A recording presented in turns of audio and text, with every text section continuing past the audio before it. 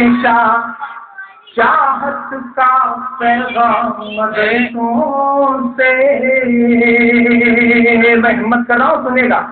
मिला हमेशा चाहत का पैगाम मदरसों से।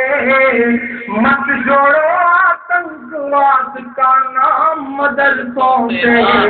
कोई इल्जाम मदरसों से, कोई इल्जाम मदरसों से। मैं जब इस तरह की बातें करता हूँ तो मेरे बहुत सारे दोस्त कहते हैं कि कुर्ता पजामा तो नहीं पहन लेते।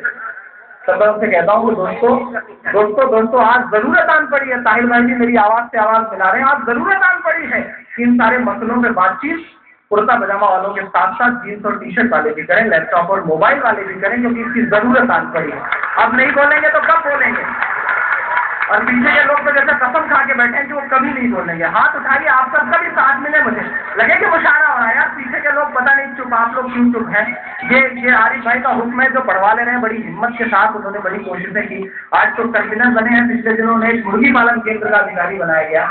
और जिस दिन से आरिफ भाई को अधिकारी बनाएगा, विशाख भाई बताओ, तब उस दिन से सारी मुर्गियों ने अंडा देना बंद कर दिया।